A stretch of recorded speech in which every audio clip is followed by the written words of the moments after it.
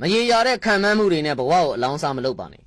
တရက်ပင်ုံတော့တယောက်တည်းစိုက်ပါတရက်သီးကိုတော့ဝေမျှကျွေးပါပညာရဲ့တန်ဖို့ထမင်းငတ်မှသာသိရကြတော့မယ်လာတာမှဘိုင်းငင်မယ်လို့တွေးမနေနဲ့လူဘဝဆိုတာတခဏတာလာတာတာမတာတာဘိုင်းငင်ရမှာပဲ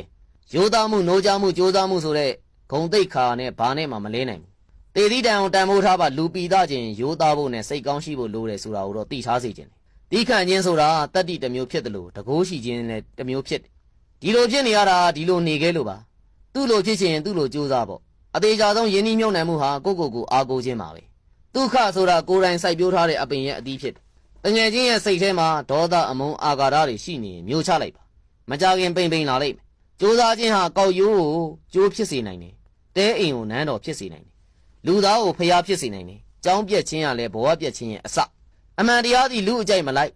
အောင်မြင်ရန်လှုပ်ခြင်းမှတပါတခြားမရှိအပြောကြီးတာဟာမလှုပ်ချင်တာမလှုပ်နိုင်တာကိုဖုံးကွယ်တဲ့နည်းတစ်မျိုးပဲအစားထိုးမရတဲ့ဆုံးရှုံးမှုနှစ်ခုသာရှိတယ်တစ်ခုကမိဘတစ်ခုကအချိန်ပဲတာမန်ဘဝမျိုးထက်တာခြင်းတော့မန်တင်းပြီးတော့ကြိုးစားကြရမှာပဲနောင်တတရားသည်ညံဖြင်းသူတို့နဲ့သာသက်ဆိုင်သည်စင်ကြီးပေးသောပါဇက်ထမင်းငတ်တတ်တယ်အချိန်နောက်ကျတတ်သူဟာဘဝမှာနောက်ကျစမြဲပဲအလှသည်အရက်ထက်ဆို၏အလှကိုကြည်ခြင်းမြင်ခြင်းသူရောအလှပိုင်ရှင်ကိုပါမူးယစ်စေနိုင်တယ်